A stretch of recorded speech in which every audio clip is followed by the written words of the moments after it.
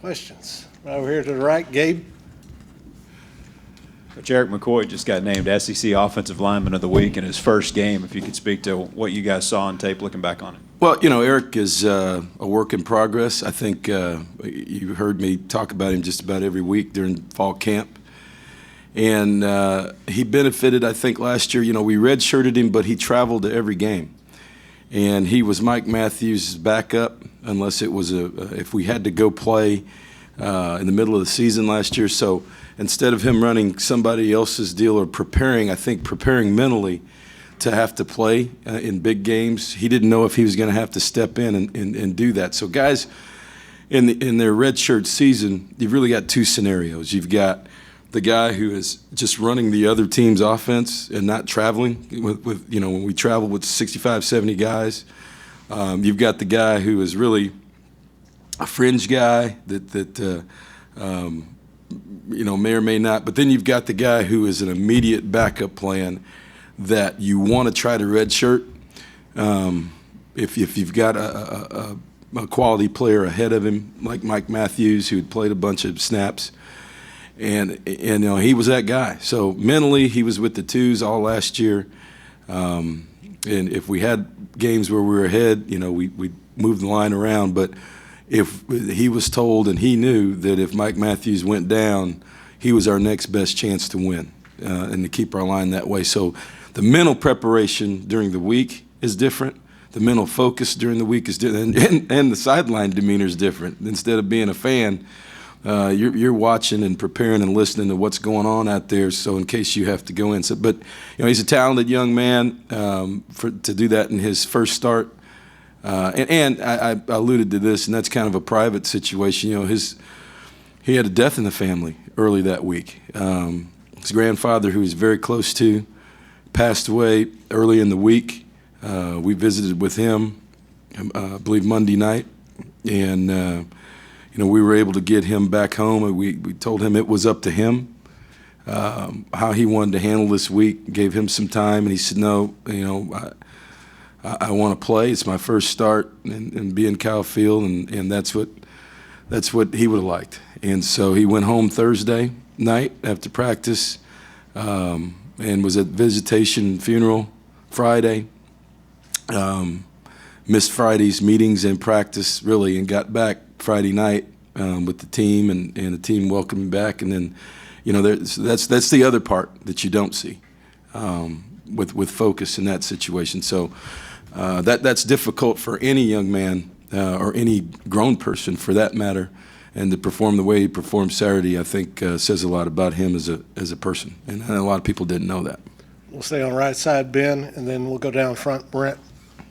Coach, just kind of update on Avery and how he's doing. Is he going to be available this week? Yes, he will be. He cramped during the game, so it wasn't anything real serious. He'll be fine.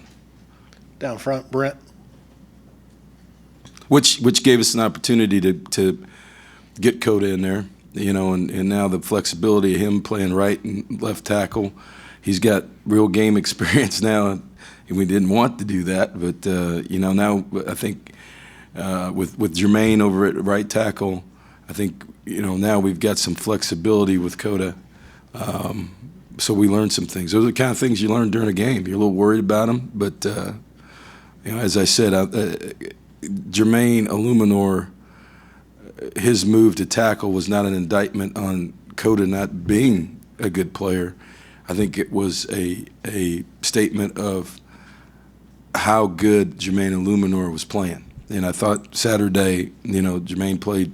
It was pretty well. Anytime you can get in a game like that and not give up any sacks and do the things he did, like I said, Coda Martin's still a fine football player. Down front, Brent. I think to a man after the game, y'all each said that y'all can improve in so many ways. When you look back at the tape in the fourth quarter, both offensively and defensively, how do y'all use that as a learning experience moving forward? Yeah, that's something that obviously I said right after the game, Brent, that we played pretty well for 3 quarters, and I think we got ahead. We got up 24-9, and everybody relaxed. And quality football teams can make you pay. I think you saw this weekend even with that, I thought our team showed the discipline and the real courage at the end of the game to regroup.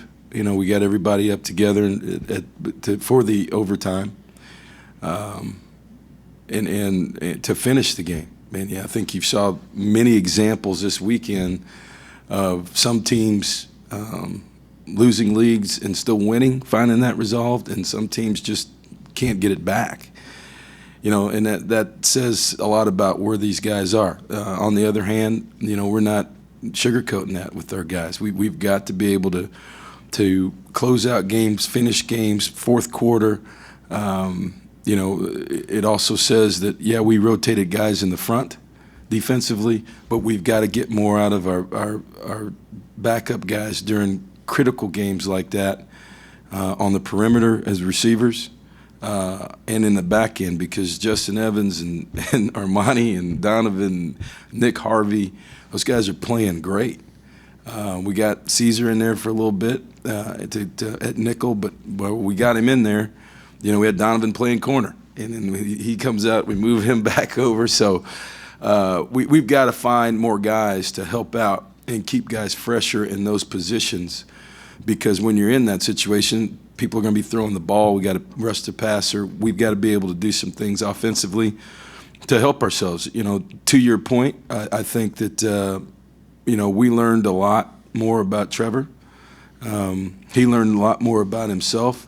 You know, our RPO concepts, run pass option, for those that aren't familiar, you know, were things that when we came out in the third quarter, I thought we were able to execute those very well when the loaded box, and not just throw screens, but throw the ball down the field. And you know, our conversation has been, and it's not throwing our quarterback under the bus or anything like that. Our conversation has been, hey, listen, the situation in those times when you're ahead, the clock becomes as important as yardage, and those RPO concepts change. It's not really a run-pass option at that point, and you learn that. You know where he is with everything that's gone on. To hand it off and to use the clock is okay. You know, we took some chances. You know, maybe early in the fourth quarter in some one-on-one situations when they loaded the box, didn't make the plays, and didn't run the clock as much as we could have. That's on us, you know, but we've got to learn where our quarterback is too when you put that in his hands. So we've had that discussion. You know, at the same token, at the end of the half, you know, I don't know that we change it. One-on-one to Ricky down the hash with, you know, to get in the field goal range. He catches that ball, we kick it. You know, we probably win in regulation. Yeah, that's a heck of a play by their DBs. That's the ball you want, to a 6'5", 240 guy, and he didn't come down with it. So, you know, we learned from those things. We learned from our team and you know, the clock situation at the end. We learned from that. I think we also learned that our team learned a little bit more. You know, we were at midfield in fourth and whatever it was, something like that. It was a little bit of a change. You know, I think in the past we'd have gone for it. And, you know, we punted the ball, executed it, knocked it down at the 3-yard line. Couldn't be any better, and they went 97 yards. So, you know, we're making decisions that are a little bit different because of our personnel and because of how our team's playing.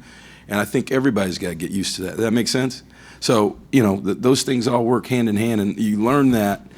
I think as a coach, you know, you learn that about your team as it's the dynamics of players, how it's changed. And fundamentally, we were playing really good defense at that point, and we relaxed right there. And so that's been our message to the team. This is a team game, you know, offense, defense, and special teams. And when you have those two situations happen,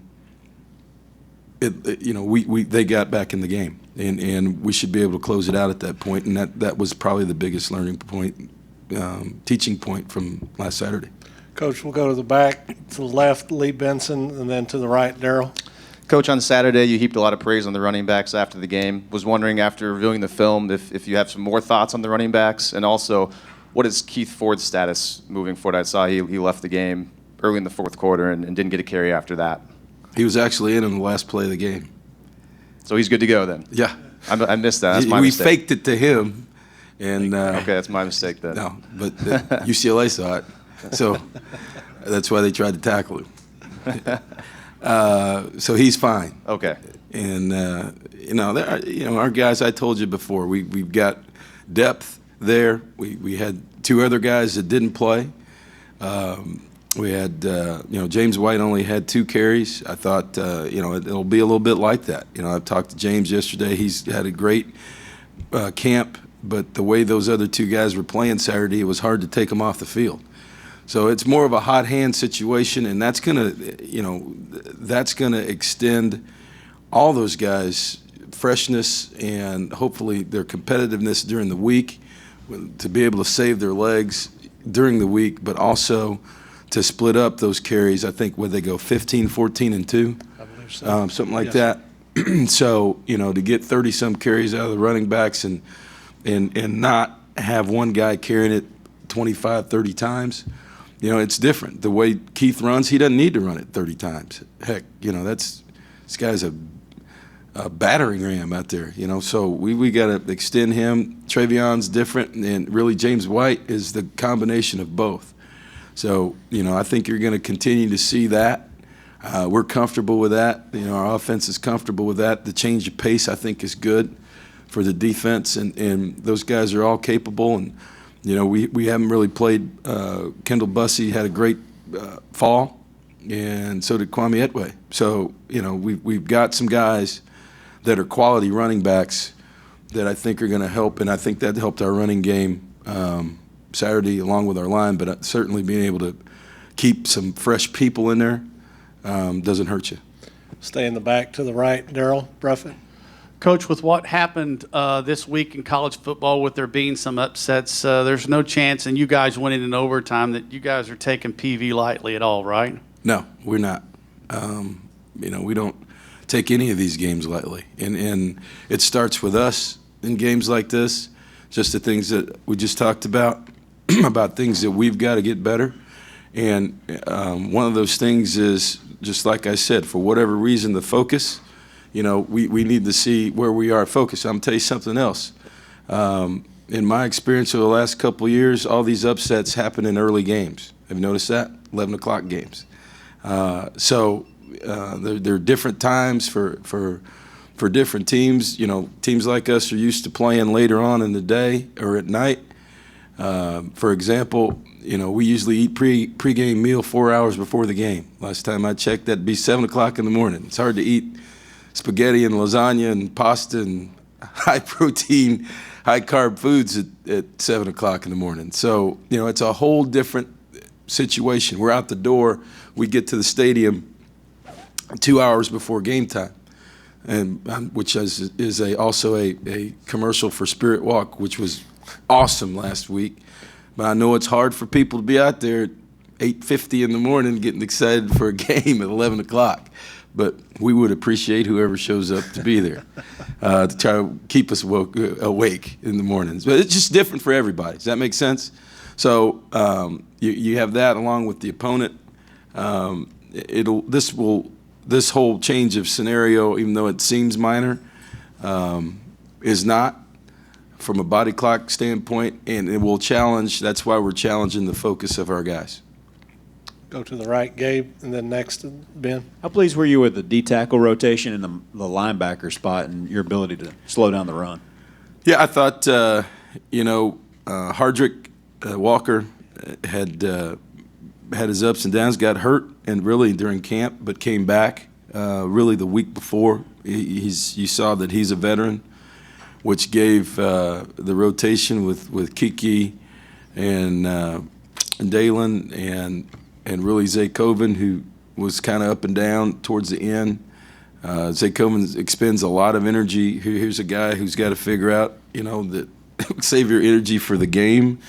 Don't run 3 miles before the game and with excitement, which happens to him, which is something else. But that's a learning experience for coaches and him. Trust me, I'm excited that he's excited to play. I just want him to be excited to play at game time, not at 2 hours before the game. And so, That may be different this week since it'll be 9 o'clock in the morning, but yeah, the rotation was good in there, and then we've got I think you saw really the first series of the game, we're rotating those guys. We've got confidence, and all of those guys have played, and they're all right around 300 pounds or more. Some guys play certain things a little bit better, but I think that was good. The rotation, I think getting Quaylen Cunningham and Jared Johnson out there and getting Miles and Day off the field, or maybe having one of those guys on the field. And we had the possibility last week where we just got both Miles and Day off and put those two guys in because of the confidence that we have. And Lockhart, James Lockhart is really a really good run defender. He's a strong 260-pound guy as an end, which is his not as great of a pass rusher as those other two backup guys, but really a good run defender. So, we've got a rotation there at end. So you look across the front, when we've got two deep of pretty quality players, and our coaches utilizing them in a game like that does nothing but help you. And to your other point, linebacker, I thought, that looking back at it, Sean and Laka were, as advertised, they were steady during the game. We got Claude George in there a little bit. He had the foolish penalty that we got him out of there after that. He's got to think. He's got to do that. We can't do that. That was a critical play in the game. 3rd down, we give them a 1st down. After we've scored twice and going to pin them down inside the 10 and then get the ball at midfield probably to end the game right there. So, but Claude is an aggressive guy, and he made some plays for us, but he's got to continue to play smarter. Tyrell Dotson got in and did some things, got a little wide-eyed. We put him on kickoff cover, and, it wasn't – it's like I say, man, game speed's different, particularly against UCLA. They had some guys that could run. Things were happening a bit fast out there, and you could tell early on special teams. A lot of times I look at things, they had their whole secondary was starting on special teams. I mean, they had six of their 11 guys out there were every down players for them, offensively or defensively. So they had their best guys out there covering kicks. You saw them cover kicks, return kicks. And so for Tyrell Dodson covering a kick later on in that game, he was at a different speed than he was usually during practice. So it's a great learning experience for those guys, but I thought they were steady. We'll go Ben, Cease, and Darrell. You'll wrap us up.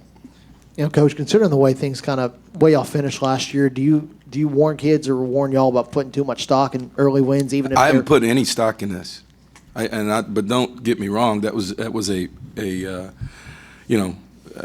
good football team we played. So, we've opened with 4 out of 5 years here with top 20 teams, and because of that, the schedule. If we've learned anything, we don't take that for granted. We don't take winning for granted. But in the grand scheme of things, we got another game this week, so we're moving on.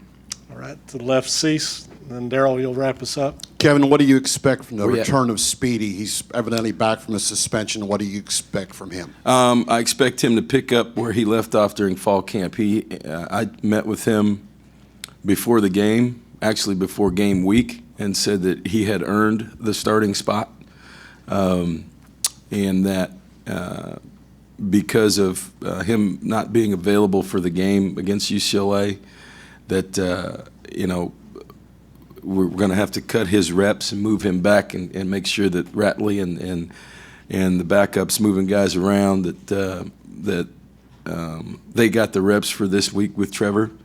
But for the better part of 3 weeks, not the better part, all of 3 weeks, he was fantastic as a teammate with his effort, with everything he's done. And I didn't want that to drop off last week because of him not being available for the game. From a physical and a mental approach, he did that. And so I would expect for him to, which he did yesterday, show up and go back to work really pick up where he left off during fall camp, which is the best fall camp he's had. And so, for Speedy, what it is consistency in his actions. He's got as much talent as anybody. It's the other part of the game that he's had to work with. He's been better than a lot of people in high school, played quarterback, and learning that position. I think he's worked really, really diligently in the offseason to understand it, and I think he'll be excited to play Saturday. To the back, Daryl. Coach, defensively, Prairie View plays a little different than most. I mean, they bring a lot of heat, and they come from all different directions. Yep. I mean, it's something that I'm sure Trevor may have not have seen before, but how do you guys prepare for that? Well, we watching video and they do a lot of different things defensively. There's no doubt about that. They're going to give us some different looks, some different blitzes, some different